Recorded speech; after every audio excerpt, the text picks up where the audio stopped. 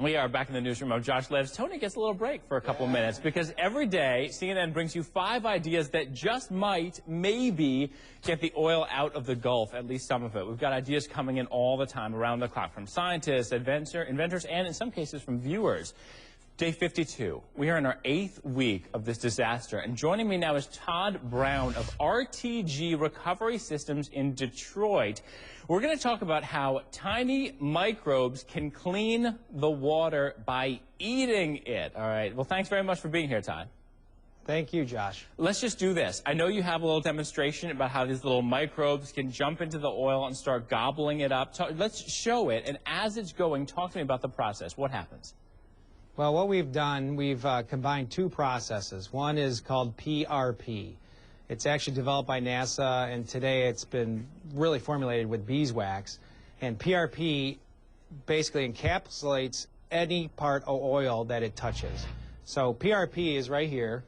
It's a powder form that we can spread all over the Gulf. Or all the oil, dirt, water. We can even inject it into plumes of oil. You can inject it into plumes, and it's these living organisms, and they could hang out on the surface of the water and eat it up, right?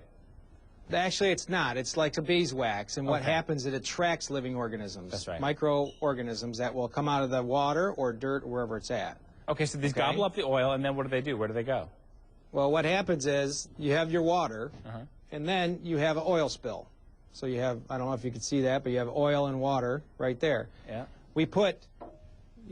You spread the PRP on the water, on the oil, and immediately attaches and encapsulates the oil, and this is what it looks like.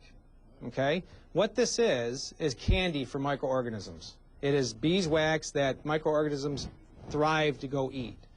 Now that we have this, we have what we call biofermentation, and our process that we patent is called microsphere biofermentation application.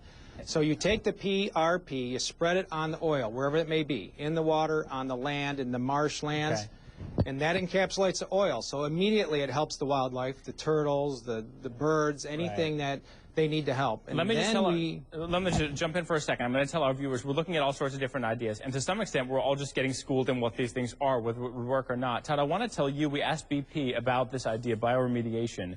They tell us, we just spoke with them, they're telling us that what they're doing right now on the surface of the water, a lot of dispersants, and they say that using a dispersant forces the oil to break up into such tiny little particles that in turn accelerates the natural degradation process. What do you say to that? Is that a better idea than what you got?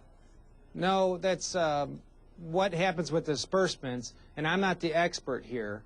We have a team of experts that are behind me, but what happens with dispersants, they actually sink the oil over time and it goes to the bottom of the ocean, which is no good. Microorganisms have been around for ever and ever and ever, and what they do is they eat hydrocarbons, which is oil, and they attach themselves, eat them, turn to water and CO2. So if we can catch them with the PRP and encapsulate them, it can't hurt the wildlife. It floats on top of the water, and then we spray it with our biofermentation. Biofermentation, the biofermentation is an accelerated process. Right. The idea is that your biofermentation makes tons of this stuff. Listen, I appreciate that. Before we go, though, I want to touch on one thing. I asked you before air how much it would cost. You said you'd be looking for about $100 million for your company as a retainer if you were to take this on. And you're saying that's a tiny fraction of what they're spending, right? It's 1 to 2% of what they're spending currently today, every day. That's it. It's really inexpensive.